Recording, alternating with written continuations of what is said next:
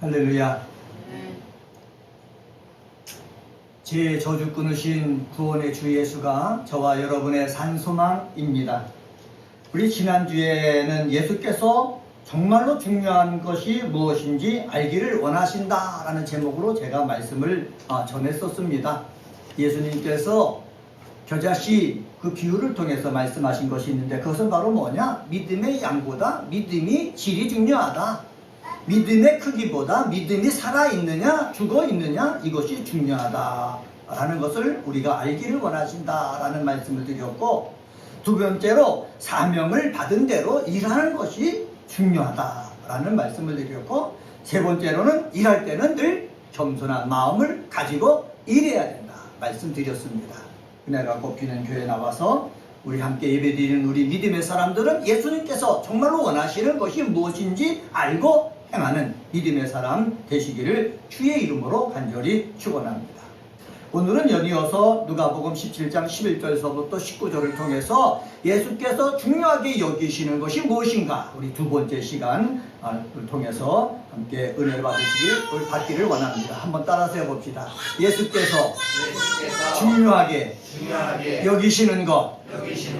예수께서 중요하게 여기시는 것이 무엇인가? 우리 11절서부터 우리 19장 27절까지는 예수께서 구속의 사역을 완성하기 위해서 예루살렘을 향해서 가면서 일어났던 일들을 기록하고 있습니다. 그런데 여기 1절 말씀 보세요. 1절 말씀 보면은 예수께서 11절 말씀 보시기 바랍니다. 11절에 같이 한번 읽습니다. 시작. 예수께서 예루살렘으로 가실 때에 사마리아와 갈릴리 사이로 지나가시다가, 예수께서 예루살렘으로 가실 때에 라고 얘기하고 있습니다. 여기서 우리가 무엇을 찾아볼 수가 있느냐? 주석서를 읽고 성경 지도를 보면서 이 말씀을 읽다 보면은 마음속에 들어오는 것이 있는데, 그것은 바로 뭐냐? 예수님의 목적은 바로 뭐냐? 하나님의 때에 십자가에서 죽으시는 것이었다라는 것을 발견할 수 있다는 것입니다. 한번 따라서 해봅시다. 하나님의 때에 십자가에서 죽으시는 것. 예수의 때가 아니라 하나님께서 정하신 그 때에 예수님께서 십자가에 달려 죽으시는 것, 이것을 예수님은 어떻게 생각했다? 중요하게 생각하셨다라는 사실입니다. 오늘 여기 본문 여기 11절서부터 보면은 예루살렘으로 가실 때에 사마리아와 갈릴리 사이로 지나가시다가 라고 되어 있지 않습니까? 그냥 이 구절만 읽으면은 여기에 어떤 깊은 뜻이 있는지 우리는 알 수가 없습니다. 그런데 이 사건이 있기 전에 어떤 일이 있었느냐라는 것을 알면은 이 한 구절 속에 숨겨져 있는 메시지를 찾을 수가 있다는 것입니다. 예수님께서 베레아에 있었습니다. 베레아에 있었는데 그때 어떤 소리를 들었느냐? 나사로가 죽게 되었으니까는 와서 기도해서 고쳐달라는 얘기를 들었습니다. 그럴 때 예수님은 하시던 일을 내가 마치고 가겠다고 했는데, 마치고 가다 보니까는 나사로가 어떻게 됐습니까? 죽은 거예요. 죽으니까 어떻게 합니까? 가서 마르다와 마리아에게 하나님의 영광을 너희가 보리라 말씀하시고, 무덤에 서가지고 무덤을 막고 있는 돌을 굴려내라 하신 다음에 하나님 앞에 기도하고 큰 소리로 나사로야 나와라 그랬더니 죽은 지 사흘이 돼서 냄새나는 나사로가 걸어서 나오는 것입니다.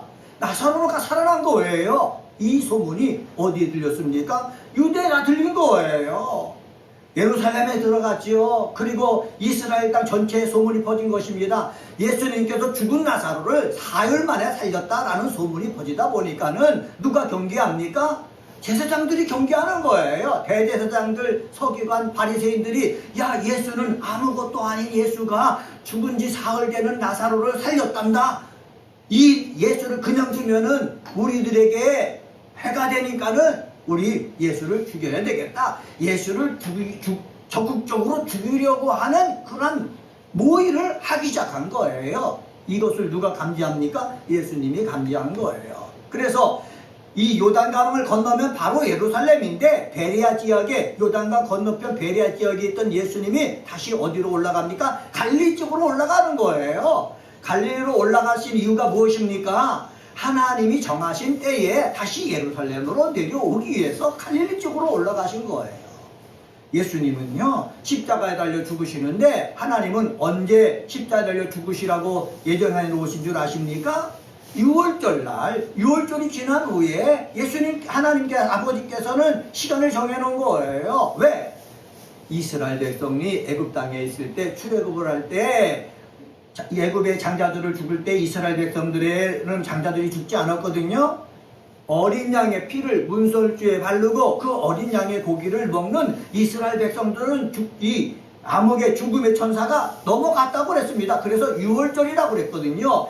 애굽 사람들에게는 죽음의 날이지만은 하나님의 말씀 따라서 순종해서 그 피를 바르고 그 고기를 먹는 사람은 그 죽음의 사자가 넘어갔기 때문에 6월절이라고 한 거예요. 하나님은 하나님의 아들로 이 땅에 오신 예수가 죽을 날을 언제로 택하신 것입니까? 그 이 6월절을 날 택하신 거예요. 이때 예루살렘을 향해 올라갔는데 그 전에 잡히면 어떡합니까? 예수님은 하나님의 뜻을 이루지 못하는 거예요. 그래서 베레아 지역에서 바로 넘어가면은 예루살렘으로 들어갈 수 있었지만은 다시 위로 올라가는 거예요. 위로 올라가다가 어디 갈릴리 지역에 있다가 이제 때가 되어갖고 사마리아를 통과해가지고 어디로 가려고 하는 것입니까? 예루살렘으로 가려고 하는 거예요. 이 속에서 찾아볼 수 있는 것이 있는데 그것은 바로 뭐냐? 예수님은 하나님의 때에 어떻게 해요? 십자가에 달려서 죽는 것을 어떻게 생각했다? 중요하게 생각했다는 거예요. 다시 한번 따라서 해봅시다. 하나님의 때에 한번 다시 한번 생각해 봅시다. 하나님의 때에 네, 하나님의 때가 중요하다는 거예요. 우리들도요 예수를 믿으면서 이 세상 삶을 삽니다. 기도합니다. 그리고 세상에 속해서 열심을 다하여 일을 합니다. 그런데 대부분 사람은 기도하고 일을 할 때에 누구 중심으로 생각하고 일을 하냐면은 나 중심으로 생각하고 일을 한다는 거예요. 사랑하는 우리 그리스도인 여러분, 이 세상이 나 중심으로 돌아갑니까? 아닙니다. 제가 목사고 기도하지만은 이 세상은 목사 중심으로 돌아가는 것이 아니라 누구 중심으로 돌아가요? 하나님 중심으로 돌아가는 거예요. 저도 우리 자녀들이 기도 제목을 갖고 기도하고 소원을 가지고 해서 이루어지기를 원하는 마음이 가득하고 있지요. 그런데 그 소원대로 이 세상이 흘러가는 것이 아니라 누구 중심으로 흘러간다고요? 하나님 중심으로 흘러가는 거예요. 이것을 알고 우리는 일을 하다가 안 된다고 실망하고 낙심하지 말고 인내하고 견뎌야 되겠고 그때까지 기다릴 줄 알아야 되겠고 이것은 하나님이 정하신 시간에 이루어진다는 확신을 가지고 힘을 다해서 계속해서 살아가는 믿음의 사람이 되어야겠다. 이것이 예수께서 중요하게 여기신다는 사실입니다. 사랑하는 우리 그리스도인 여러분, 여러분의 기도 제목이 지금 이루어지지 않는다고 내일 당장 이루어지지 않는다고 실망하지 말고 낙심하지 말고 어느 때에 이루어진다? 기도하는 사람, 하나님의 자녀들은 하나님께서 정하신 때에 이루어진다는 사실을 알고 기도하면서 지혜를 구하고 앞을 향해서 나아가는 믿음의 사람이 되시기를 주의 이름으로 간절히 축원합니다. 이 예수님은 하나님이 정하신 때에 십자가에 달려 죽으시기 위해서 계속해서 가지 않습니까? 계속해서 가기 위해서 뭐가 필요한 겁니까? 지혜가 필요한 거예요.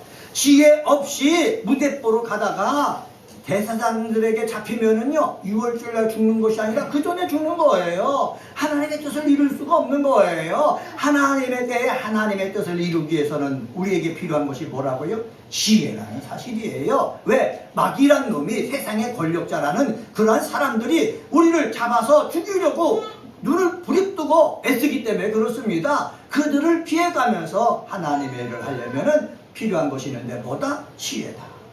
이 지혜가 있는 저와 여러분이 되어지기를 주의 이름으로 간절히 축원합니다. 두 번째로요. 12절서부터 14절을 통해서 예수께서 중요하게 여기시는 것이 무엇인지 알 수가 있는데 그것은 바로 뭐냐? 예수께 구하는 자를 치유해 주시는 것을 예수님은 중요하게 여기시는 거예요. 한번 따라서 해봅시다. 구하는 자에게 치유해 주시는 것. 네, 구하는 자에게 구원해 주시는 것. 구원해 주시는 것, 치유하여 주시는 것을 예수님은 어떻게 여기신다? 중요하게 여기신다. 성경을 읽어보십시오. 예수님을 찾아 나온 사람들을 예수님은 그냥 보내지 않으셨어요. 병든 자가 찾아왔어요. 예수님은 그에게 고쳐주셨어요. 친구들에 의해서 중풍병자가 침상에 매달려 가지고 지붕을 뚫고 거기에 내렸을 때에 그 사람의 믿음을 보고 예수님께서는 그들을 뭐 해주셨습니까? 치유해 주셨어요.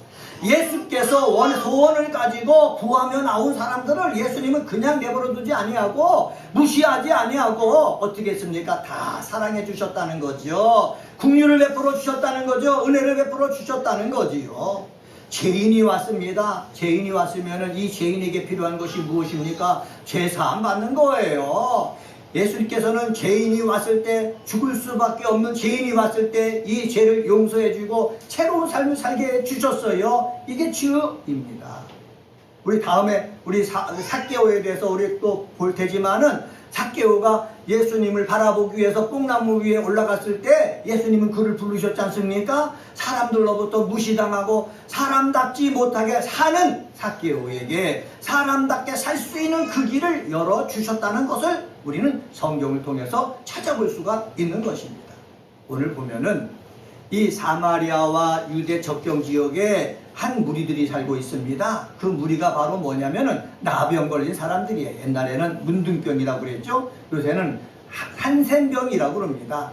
우리나라도 제가 어렸을 때 자랐을 때 이 땅에 이 문둥병, 나병, 한센병 걸린 사람들이 많았습니다. 그리고 흉흉한 소문이 들었어요. 그들이 우리 사람 고기를 먹으면 낫는다고 해서 우리를 잡아가다가 죽여서 먹으려고 한다, 이런 소문도 들 정도였어요. 그때 이 정부에서는 나병 걸린 사람들을 갖다가 여수에 보면은 애양원이라는 곳에 모아서 살게 하고, 그리고 섬 하나 전체에 소록도라는 곳에 모아서 거기서 살게 했거든요. 이와 마찬가지로 유대 땅 그때에도 유대 사람들이 사는 곳과 사마리아 사람들이 사는 접경지대에 이 사람들이 살고 있는 거예요. 왜 거기서 살까요? 마을에는 들어갈 수 없도록 율법서에 규정해놨기 때문에 그래요. 레위기서에 떨어져서 살라고 했거든요. 그래서 거기에 접경지도에 살았다는 거죠. 왜 거기에 살 수밖에 없습니까? 그들이 뭐 생활수단이 없잖아요. 생활수단이 없다 보니까 어떻게 해요? 구걸해서 살 수밖에 없는 거예요. 그러니까 접경지대에 살면서 구걸해서 그들은 목숨을 부지하고 있었던 것입니다. 구걸하면서 목숨을 부지했기 때문에 이 나병 걸린 이 사람들도 자연스럽게 누구에 대해서 들었습니까? 예수에 대해서 들은 거예요. 예수님은 어떤 분이다. 예수님은 어떤 일을 하셨는가. 그리고 예수님은 얼마 전에 여기에 오기 전에 죽은 지 사흘이 돼갖고 냄새나는 나사로도 살리신 분이구나, 이런 소문을 누가 들은 것입니까? 이 나병 걸린 사람이 들은 거예요. 나병 걸린 사람이 그 소문을 듣고 있는데 때마침 예수의 무리가 지나가는 것을 본 거예요. 보자마자 어떻게 했습니까? 본 사람 10명의 이 나병 환자들이 멀찍이 서서 예수님 앞에 뭐합니까? 구한 거예요. 네? 멀리 서가지고 뭐 했다? 13절 말씀 한번 봅시다. 13절입니다. 13절 같이 읽습니다. 소리 높여 시작. 소리를 높여 이르되 예수 선생님이여 우리를 불쌍히 여기소서 하거늘. 여기서 예수 무리를 발견하자마자 멀리 있기 때문에 뭐를 높였다고 합니까? 소리를 높였다 라고 하고 있습니다. 소리를 높였다. 그냥 단어로 보면 소리를 높여라고 하지만은 헬라어로 찾아보니까 에란포넨이라는 단어인데, 이 단어 속에는 어떤 뜻이 있느냐라고 하면은 어떻게 해요? 최선을 다해서 자신의 존재를 알기 위해서 부르짖었다라는 표현이 뜻이 있다는 거예요. 이 나병 환자들 10명이 멀리 있는 예수의 무리를 향해서 우리가 여기 있습니다, 우리를 도와주십시오 하면서 소리를 높여서 간절하게 누구를 불렀습니까? 예수를 불렀다는 거예요. 제가 말씀드렸지 않습니까? 예수님을 찾아 나온 사람, 예수님을 구하는 사람, 내가 듣고 있었으면, 그리고 마음에 감동이 일었으면 그냥 내버려 두지 않고 뭐 해주신다? 구원해 주신다, 치유해 주신다라고 말씀드렸지요. 이 나병 걸린 사람 10명이 그렇게 말씀했을 때 예수님은 어떻게 그냥 있지 않았다라고 성경은 말씀하고 있습니다. 이 나병 환자들이 예수님 앞에 멀리 서서 부르짖을 때 뭐라고 부르짖었다고 그랬습니까? 예수 선생님이여 우리를 불쌍히 여기소서 했다는 거예요. 한번 따라서 해봅시다. 우리를 불쌍히 여기소서. 여기서 불쌍히 여긴다라는 말은 성경의 주요 주제이기 때문에 헬라어로 보면 엘레손이라는 단어인데 인간의 비참한 현실 속에 뭐가 하나님의 자비가 부여되는 거, 이것이 불쌍히 여긴다라는 뜻입니다. 하나님의 자비가 내 속에 담길 원합니다. 하나님의 자비가 내 몸속에 흐르기를 원합니다. 하나님의 자비가 내 삶 속에 흐르기를 원합니다. 이것을 이 뜻이 뭐요? 불쌍히 여기소서라는 거예요. 10명의 나병 환자들이 멀리 계신 그 예수를 바라보면서 우리를 불쌍히 여기소서 소리 질러서 외치는데, 이 외치는 소리가 어디 속에? 예수님의 마음속에 들어온 거예요. 꽂힌 거예요. 이 말을 들은 예수님은 그냥 있지 않으셨지 않습니까? 어떻게 했습니까? 그냥 있지 않고 14절 말씀 보세요. 14절 같이 한번 읽습니다. 시작. 보시고 이르시되 가서 제사장들에게 너희 몸을 보이라 하셨더니, 예수님께서 불쌍히 여겨달라고 외치는 자들에게, 그들에게 가가지고 손을 대갖고 기도해 주신 것이 아닙니다. 그들에게 가가지고 말로써 어떻게 치유 행위를 하신 것이 아닙니다. 이렇게 말씀하셨어요. 가서 제사장들에게 너희 몸을 어떻게 해라? 보이라. 그냥 말씀만 하신 거예요. 어떤 특정 방법에 의존하는 것이 아니라 본질적으로 신적인 권위에 의해 가지고 나병 환자들에게, 제사장들에게 보이라, 너희 몸을 보이라 말씀하신 거예요. 왜 그러느냐? 내가 나병 걸렸다, 나병으로부터 치유받았다라는 그러한 증거는 누가 해줍니까? 제사장들만이 할 수가 있는 거예요. 이 나병 걸린 사람이 제사장에 가서 자기 몸을 벗어서 보이고서 내가 이렇게 나병에 걸렸었는데 나 깨끗하게 됐습니다. 그러니까 난 나병에서부터 치유받았다는 증명서를 주십시오 해서 제사장이 그 증명서를 주면은 그 사람은 나병 걸려서 외곽에서 살았는데 이제는 집 안으로 자기 식구들이 살고 있는 곳으로 들어올 수가 있는 거예요. 그렇기 때문에 이들은 어디로 갔습니까? 제사장에게 간 거예요.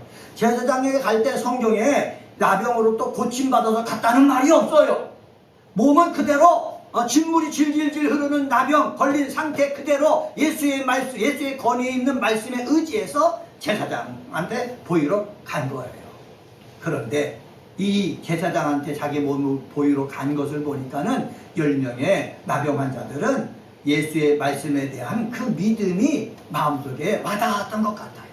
말씀에 대한 믿음이 생겼기 때문에 가지, 말씀에 대한 믿음이 생기지 않으면은 이 나병을 어떻게 고칠 수가 있어? 지금 의학적으로도 고칠 수 없는데 예수님 말 한마디에 내가 어떻게 나았다고 제사장한테 내 몸을 보이나? 이렇게 하면서 안 갔을 거예요. 그런데 여기 10명의 나병 환자들은 다 누구 앞에 갔다는 거예요? 제사장 앞에 갔다는 거예요. 이것을 보건대 믿음이 있다라는 표현은 없지만은 예수님의 말씀에 대한 그 믿음이 그들에게 있었다라는 것을 알 수가 있어요. 우리에게 주시는 교훈이 있죠. 그것은 바로 뭐냐? 목사를 통해서 말씀을 선포할 때, 그리고 우리가 말씀을 받을 때 일어나서 하나님 말씀 교독하면서 받지 않습니까? 이럴 때 말씀에 대한 그 믿음이 우리 속에서 나와야 된다라는 사실입니다. 10년, 20년, 30년 믿었다고 해서 믿음이 생기는 것이 아닙니다. 예수님이 말씀하셨죠. 겨자씨 비유를 통해서 믿음이 많고 크고 연륜이 깊고 큰 것이 아니라 믿음이 적지만 살아있는 것이 중요하다는 말씀을 우리 전에 해주셨잖아요. 믿음이 살아있어야 된다는 거예요. 말씀을 듣는 그 순간 내 믿음이 내 속에서 살아나야 되는 거예요. 그때 말씀대로 순종할 수 있는 힘이 생기는 겁니다. 말씀대로 순종할 때 예수께서 원하시는 약속하신 일들이 일어나는 거예요. 이런 가정의 역사가 저와 여러분 속에 있게 되어지기를 주의 이름으로 간절히 축원합니다. 목사도 성경을 읽고 말씀을 들어도요, 믿음이 살아나지 않으면은 그냥 지식으로 끝나는 거예요. 장로님도 권사님도 집사님도요, 내가 믿음 생활을 오래 했지만은 말씀을 들을 때 그 믿음이 살아나지 않으면은 그대로 있는 거예요. 믿음이 살아있으면은 크거나 작은 거나 문제가 안 되는 거예요. 이 세상에 물결이 흘러가고 있습니다. 내 믿음이 크고 내 직분이 커요. 근데 죽으면은요 둥둥둥 떠내려가요. 부패되면서 떠내려가요. 다른 것에 먹잇감이 될 수밖에 없어요. 그러나 믿음이 송사리만 해도 살아있다면은 이 세상 여파를 거슬러 올라가는 거예요.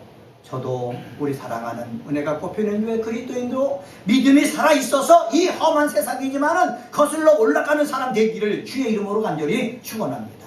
그래서 말씀을 들을 때마다 내 믿음이 충격이 가해지고 내 믿음이 살아난다면은 우리는 험한 세상 웃으면서 승리할 수가 있습니다. 하나님의 뜻을 감당할 수가 있습니다. 이것을 예수님은 어떻게 하게 여기신다? 중요하게 여기신다. 그래서 성경에 말씀하고 있습니다. 14절 하반절에 보면은 그들이 가다가 깨끗함을 받은지라 말씀하고 있습니다. 믿음이 살아있기 때문에 예수님 말씀에 순종했고, 순종해서 가다가 몸이 어떻게 해요? 깨끗해진 것을 발견하게 된 것입니다. 우리도 하나님이 말씀해 주셨으면은 그 말씀대로 살다 보면은 하나님께서 약속하신 대로 뭐 하신다? 행하신다. 왜 그렇습니까? 하나님께서는 우리 구하는 자들을 그냥 내버려 두지 않고 뭐 하기를 원하시기 때문에, 병든 자는 치유하기를 원하고 울무에 빠진 사람은 구원하기를 원하시기 때문이다. 그래서 예수는 예수께 구하는 자를 그냥 내버려 두지 아니하시고 뭐 하기를 원하신다? 치유하기를 원하신다 라는 사실을 기억하는 믿음의 사람 되시기를 주의 이름으로 간절히 축원합니다. 마지막 세 번째로 15절부터 19절을 통해서 찾아볼 수 있는데 한번 따라서 해봅시다. 응답받음을 넘어 영원 구원받는 것. 예수님께서 중요하게 여기시는 것은 응답받는 것을 넘어가지고 그 영혼이 구원받는 것을 원하신다라는 사실입니다. 가늠하다가 잡힌 여인이 예수님 앞에 왔습니다.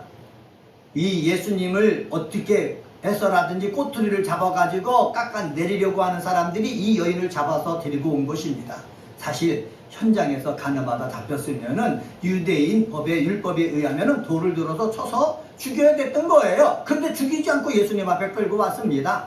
그랬을 때 예수님은 어떻게 했습니까? 땅에 글을 쓰셨다고 했지요. 그런데 땅에 글을 쓰시고 있다가 너희 중에 죄 없는 자가 먼저 돌을 들어서 던져라, 쳐라. 그랬을 때 사람들이 보니까는 다 돌을 내려두고 다 떠났다고 그랬습니다. 예수님 말씀합니다. 이 여인한테 너를 죽이려는 사람이 있느냐? 불러보니까 없는 거예요. 없습니다. 예수님께서 말씀하시죠. 나도 너를 정죄하지 않는다. 다시는 가서 뭐 하지 말아라? 죄를 짓지 말아라. 다시는 가서 뭐를 짓지 말라고요? 죄를 짓지 말라고 하면서 이 여인을 보낸 거예요. 이 여인이 정말로 영혼의 구원을 받으려면은요, 어떻게 해요? 자기 죄악을 지었던 곳에서 새로운 삶을 살아야 되는 거예요. 새로운 삶을 살아나갈 때에 이 여인은 지금 죽을 위협에서 구원뿐만 아니라 영혼의 구원까지 이르게 되는 것을 우리는 성경을 통해서 찾아볼 수가 있습니다. 사랑하는 그리스도인 여러분, 사복음서를 읽다 보면은 예수님 앞에 찾아 나와서 구하여 갖고 치유받은 사람이 많이 있습니다. 치유받았다고 해서 그들 모두 다 영혼의 구원받았다고 생각하십니까? 아닙니다. 아픈 것에서 치유는 받았지만은 치유받은 사람이 믿음의 삶을 계속해서 예수님과 교제 맺으면서 삶을 살아야 그들은 뭐 받은 거예요? 구원받는 거예요.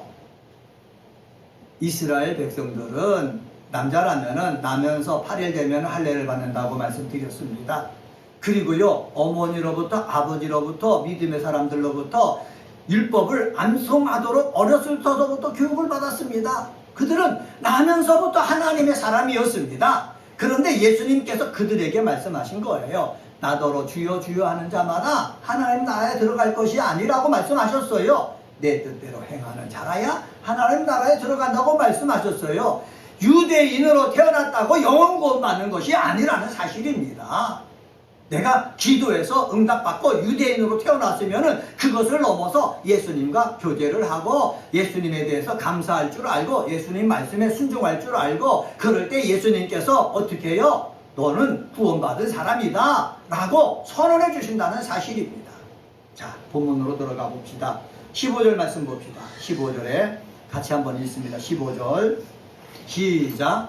그 중에 한 사람이 자기가 낳은 것을 보고 큰 소리로 하나님께 영광을 돌리며 돌아와. 10명의 나병 환자들이 치유받았는데 몇 명만 돌아왔다고 그랬습니까? 한 사람만 왔다. 이것을 누가는요 꼭 집어서 얘기하고 있습니다. 그런데 한 사람이 왔는데 그 사람이 누구라고요? 사마리아 사람이라는 거예요. 9명은 유대인이었고요. 나면서부터 8일 만에 할례 받은 사람이었고 성경 말씀을 다 암송하는 사람이었고 하나님을 정말로 섬기는 사람이었는데 나병으로부터 고침받았으면은 그 고쳐주신 그 예수님 앞에 와서 감사할 줄 알아야 되는데 감사하지 못하고 그냥 자기 집으로 돌아가 버리고 만 거예요. 이 한 사람만 예수 앞에 감사하러 온 이 사마리아 사람에게 예수님께서 어떻게 했습니까? 선포하신 것이 있어요. 선포하신 것이 있어요. 한번 따라서 해봅시다. 17절 말씀 한번 읽어봅시다. 17절 말씀. 19절 말씀 같이 있습니다. 19절 시작. 그에게 이르시되 일어나 가라. 내 믿음이 너를 구원하였느니라. 이 사마리아 사람 한 사람만이 예수님 앞에 구해가지고 은혜 받은 것을 알고 예수님 앞에 와서 표현한 거예요. 감사하다. 예수님의 은혜로 내가 온전케 되었다. 살맛이 난다. 표현한 거예요. 표현했더니 예수님께서 예수님 앞에 나와서 감사하다고 표현한 그 자체를 뭐라고 그랬습니까? 믿음이라고 얘기한 거예요. 우리는 믿음은 이 산이 여기서 그냥 옮기는 거 그것만 믿음이라고 그러는데 나에게 일어났던 것들을 예수님 앞에 표현하는 것 자체를 예수님은 뭐라고 여기신다고요? 믿음이라고 하는 거예요. 그러니 우리 예수를 믿는 사람도 이 세상 삶을 살 때에 내게 은혜로운 일이 생겼다, 감사할 일이 생겼다라고 하면은 말로 뭐 할 줄 알아야 돼요? 표현할 줄 알아야 된다는 사실입니다. 말로 표현하는 것이 중요한 것이에요. 우리 남자들은 아내한테 사랑한다는 말을 안 했다고 그래요. 왜? 다 아는 걸 못하러 하느냐고 그러지 않습니까? 요새 젊은 사람들은 어떡합니까? 알아도 사랑한다고 말하고 표현한다는 거예요. 그러니까는 더 재밌게 즐겁게 사는 것 아닙니까? 이러한 것들은 누구한테 배워야 돼요? 젊은 사람들한테 배워야 되는 거예요. 그리고 성경을 통해서 배워야 되는 거예요. 이 사마리아는 예수님 앞에 나와서 너무나 감사하다 하니까는 예수님이 나머지 9은 어디 있느냐 하면서 이렇게 표현을 한 너는 정말로 뭐했다? 구원을 받았다라고 말씀하신 거예요. 이때 구원받았다라는 말은 뭐냐? 나병으로부터 치유받았다라는 것을 넘어선 거예요. 이전에 내 믿음대로 될지어다고 해갖고 구원받은 사람이 바디메오도 있고 많은 병자가 있지 않습니까? 그런 사람에게는 영원 구원받았다는 말을 하지 않으셨어요. 그런데 이 나병으로부터 치유받는 사마리아에게는 영원 구원받았다고 얘기해 주신 거예요. 이것은 바로 뭐냐? 응답받은 것으로만 끝나지 말고 우리는 영원 구원받는 데까지 가야 되는 거예요. 그래야 목사도 천국으로 가는 거예요. 목회하는 일에만 끝나지 말고 예수님과의 긴밀한 교제를 통해서 표현할 줄 알고 감사를 표현하고 마음을 표현하여서 주님으로부터 선포를 들어야 되는 거예요. 내 영혼이 구원받았다. 내 믿음이 너를 구원하였다. 라는 이러한 선포를 듣고 우리 모두 다 이곳에서 예배를 드리게 돼 정말로 치유로만 끝나는 것이 아니라 영혼 구원까지 이르는 믿음의 사람이 되시기를 주님의 이름으로 간절히 축원합니다. 한번 따라서 해봅시다. 감사의 마음만 가지고 있지 말고 말로 표현하자. 감사의 마음만 가지고 있지 말고 말로 표현하는 우리 믿음의 사람이 되시기를 주의 이름으로 간절히 축원합니다. 기도하시겠습니다.